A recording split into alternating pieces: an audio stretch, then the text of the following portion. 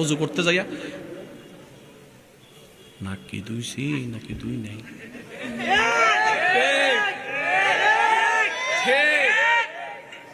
হাত মনে হয় চারিবার দুই এলেছি রে।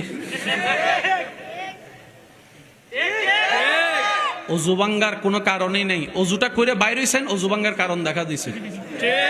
কোন রকম কষ্ট করে নামাজে গেছেন, আল্লাহু আকবার, সারা দুনিয়া চিন্তা সব। ভাই বলেন বলেন বলেন বলেন বলেন। এমনও হয় 2 রাকাত পড়ছি নাকি 1 রাকাত, নাকি বসছি না বসি নাই, তাই তো পড়ছি না পড়ি নাই, হয় হয় হয়, বলেন বলেন, হয় হয়। যাদের এই সমস্যাগুলো হয় বা হয়েছে তাদেরকে আমার পক্ষ থেকে সালাম। ওয়ালাইকুম সালামও কইছে, মানে সালামের উত্তর দিছে আর কি আমার ভাই। জোরে বলেন, তাদেরকে আমার পক্ষ থেকে সালাম। কেন? এতদিন আপনারা এই বিষয়টা নিয়ে মন খারাপ করেছেন, কিন্তু মন খারাপ না, এটা খুশি হওয়ার বিষয়। শয়তান সেই ঘরে হামলা করে যে ঘরে ঈমানের আলো আছে, ঈমানের আলো আছে।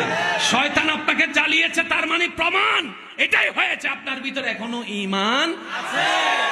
আর একজন মুসলমানের জন্য ঈমানের চাইতে বড় দামি